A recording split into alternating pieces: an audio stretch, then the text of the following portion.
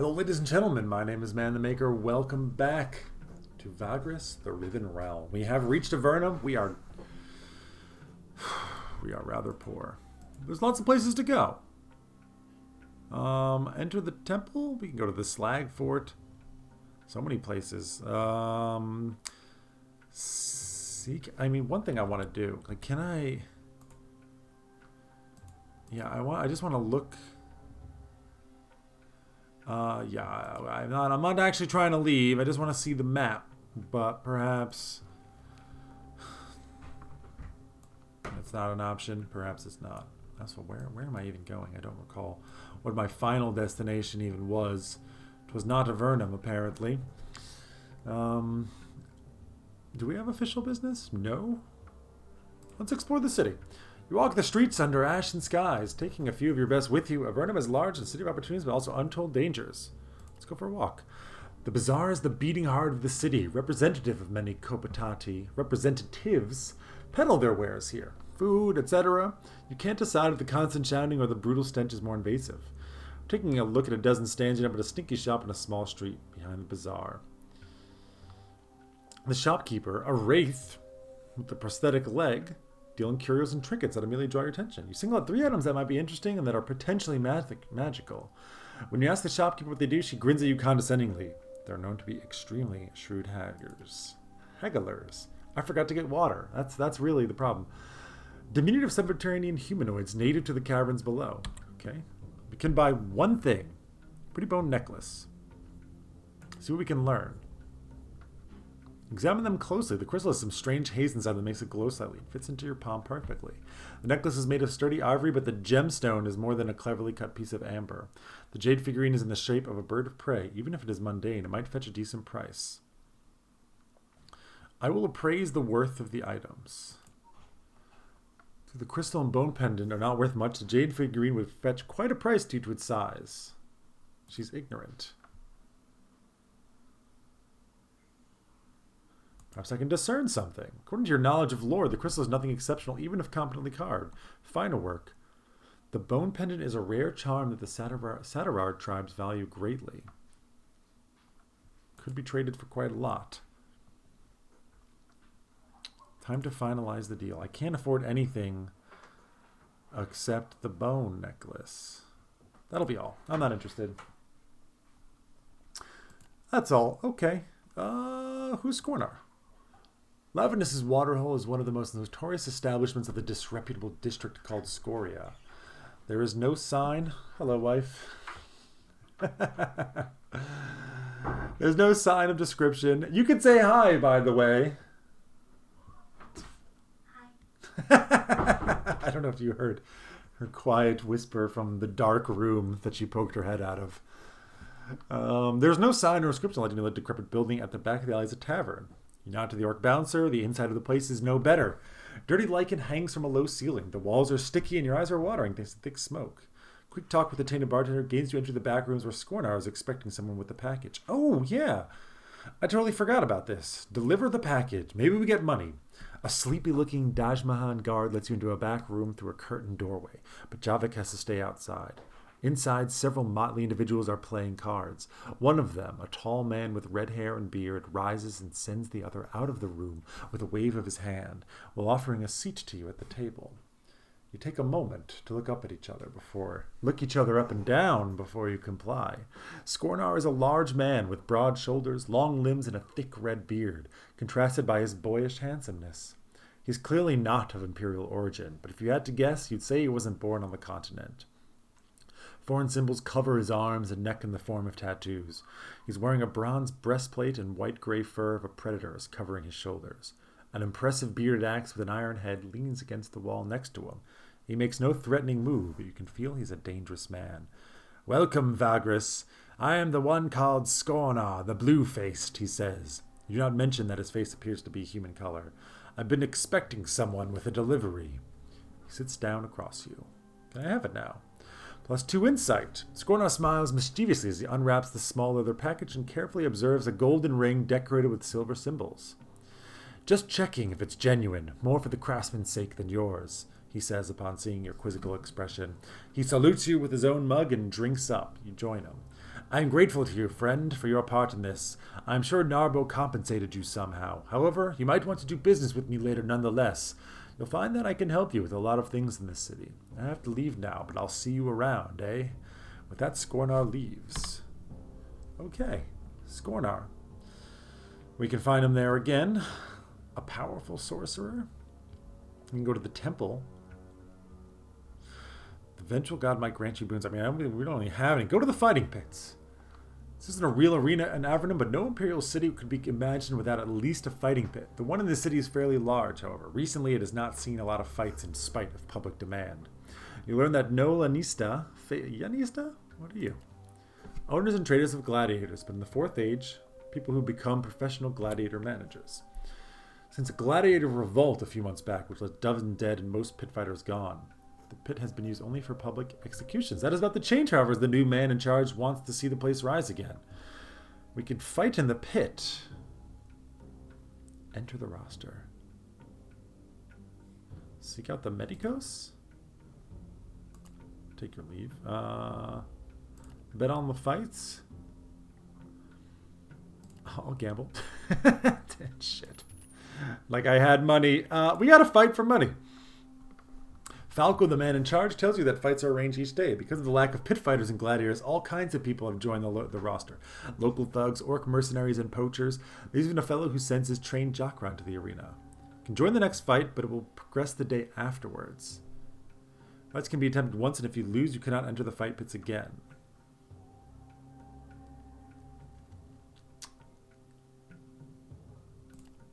We fight.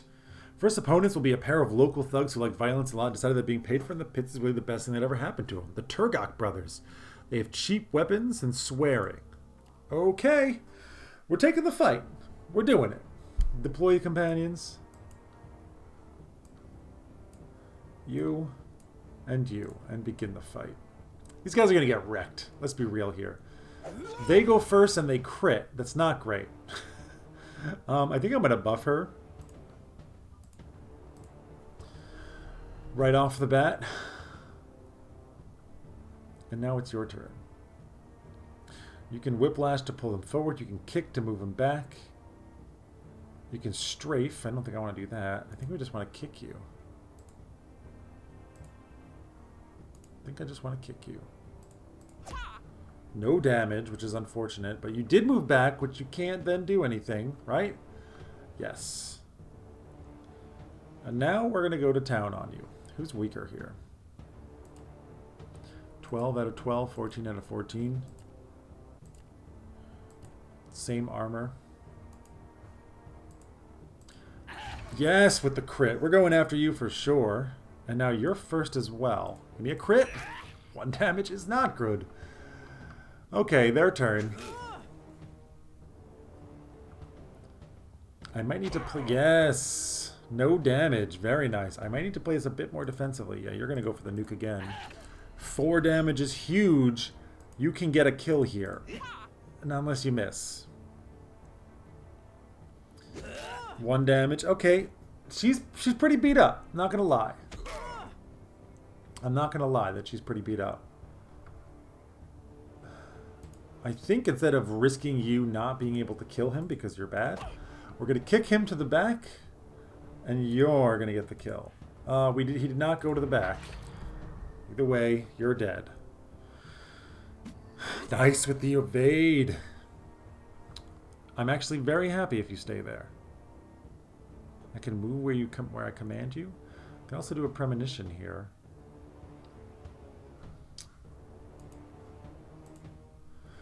I do have these. Could boost the defense. I will. There we go. Defensive boost. Should have done that right away. We're just going to go for the hits now. Mind blast him. I will move you here and maybe he attacks you. Yep, that's kind of what I wanted. You've moved me up. Doesn't really say. I mean, damage 1 to 3, 3 to 4. Why would we not use the Mind Blast? It's so good. It's just so good. Effect. of push.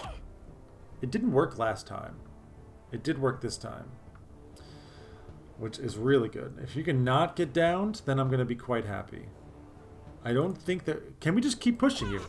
Or is there some kind of resistance to it? Nope. Looks like we can.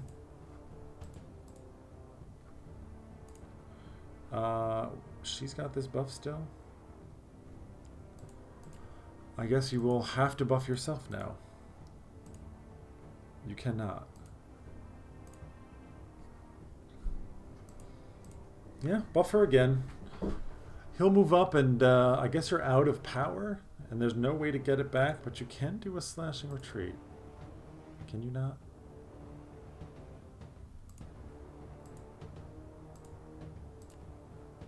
I don't get it.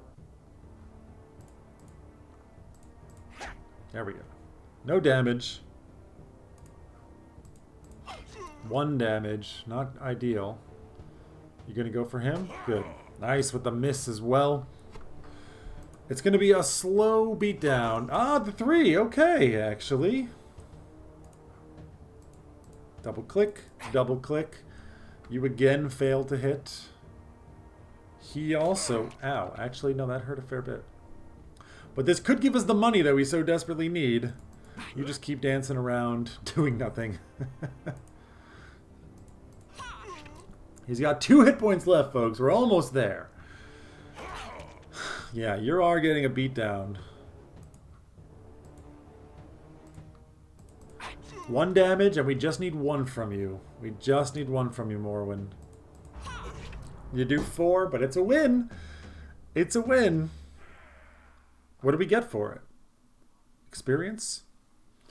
The slaves of the Menecos dragged the limp bodies. Yeah, Falcon, congratulations. We hand you some copper coins. Welcome back for more. The crowd seems to like your fighters. We pocket your winnings and take your companions to rest.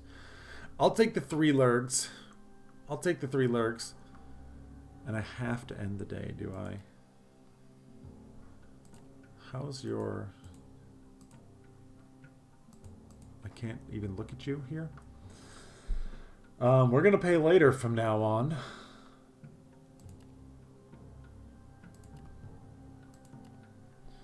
And we're gonna reduce your rations. Okay, day has ended. We can go back here. Maybe he's got something for us. Yeah, okay. What do you be here, friend? You can sell things, other things he'd buy off. You don't really have anything to sell. Hire strong arms. How can we help you? That's a very generous offer.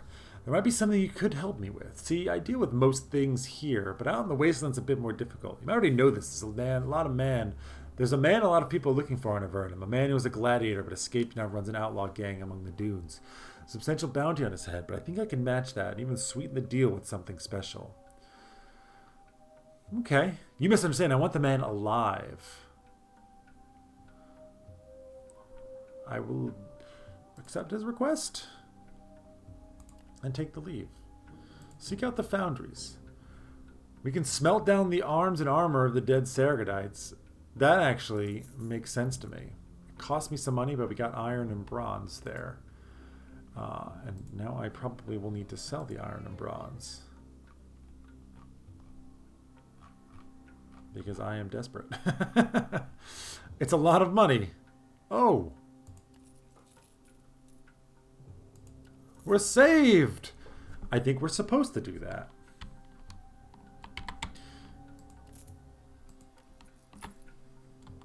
Is that enough? 8 days of supplies? I think that's enough. I think that's enough. Probably not going to hire anyone new. Maybe a scout. Decent in a fight. Anything else here? Place an order for something made of metal? A reinforced cart? I don't want to do that. And I don't think we're going to melt the scrap metal against either. We'll leave the foundry. Let's go to the temple. The temple complex of Sagrada and Avenna is quite small compared to most imperial cities, but it's still a menacing sight to behold. Built of dark stone, clearly not from this place. The buildings are covered with spikes and blades that reach toward the ashen skies. Furious-looking gargoyles, as well as sculptures of Sagrada in the form of a powerful warrior in spiked armor, riddle the frontispiece. Inside, darkness covers all, and only red candles provide some meager light. Novices chant in shadowed alcoves, their grumbling voices adding up to a constant angry prayer. A priest steps out of the pitch dark and stops you. His painted face and black attire give you the shivers. What is it you ask of Sagrada, the Raging One, Lord of Vengeance and Master of Curses? A modest contribution to the church, and you shall receive the power of retribution. Power for sacrifice, curse our enemies. I melted them. Give them the holy symbols only. The priest growls a short blessing and assures you that Sagrada will not forget you returning the belongings of his lost servants. Hopefully, it's power in return for serving him. This costs nothing. Curse my enemies. Name your enemies, and we shall direct the Lord's wrath onto them. Okay, I don't think I'm gonna do. We could betray Sidarius. That seems like a terrible idea. It seems like a terrible idea. We don't want to do that. No. Visit the sorcerer. The Tower of Incanus the Sorcerer stands at the border of the Villa district, overlooking the streets and valleys filled with foundries and forges on the northeast side of Avernum. Half engulfed in smog, the tower stands much taller than any building nearby. The soot-covered walls made of black stone are so smooth that it looks almost seamless. A line of gigantic teeth crown the flat top of the tower. You stare up into the iron gate. You walk up into the iron gate. You walk up to the iron gate, where a large eye carved out of obsidian comes alive and gives you a good stare before emitting a strange moan, becoming motionless again. The gates open slowly to reveal a spacious antechamber. The roof is supported by black smooth stone pillars. Magical lights float sleepily around like fireflies. There are sofas and chairs here, enough to seat a dozen guests in great comfort. The imposing figure of Incanus stands motionless in the center of the antechamber and greets you in a monotone voice. You can't figure out if he's bored or simply lacks emotions in general, but he's courteous and very perceptive. You can only feel his piercing gaze from under the large hood of his crimson robes. There is something on your mind, Vagrus, something you hope I'll provide a solution for. And you know that it'll have a price, he drawls. Tell me what you can about the lost privilege. Do we have any? I didn't buy any of these things. Damn. I got nothing. I got no curios. No curios whatsoever.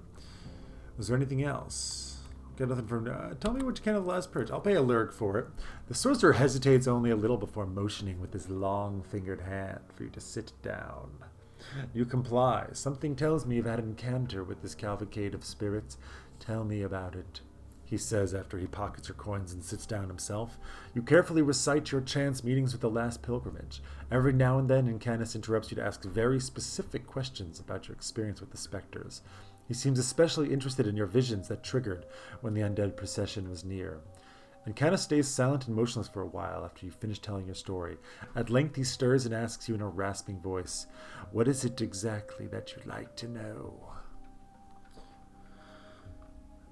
Is it possible they are following me? Ah, that is the question, isn't it? Incanus scratches his scrawny beard with skeletal fingers. All informed, collected by the wise throughout the centuries, as well as anecdotal accounts, tell us that the appearance of the pilgrimage is completely random, and there has never been anyone recorded who encountered them twice, not even madmen who were looking for them. So when you told me about the 2 times you've met the pilgrims, I was skeptical. Yet I can see that you are telling the truth. The sorcerer clears his throat. There are 2 possibilities, I believe. One, it was indeed chance, however minuscule, that you happened upon them a second time. He's monotone, but he's rasping. It's tough. The chances of a third encounter are negligible. 2, they were roaming a specific region, in this case Arenas Negras, and because there is practically nobody in that region, they converge on the only living beings nearby, your comitatus. In any case, I'd avoid the desert of Black Sands and its border ranges for a while if I were you, and thank the gods for surviving 2 such meetings. I wasn't planning on going back. What could my visions mean?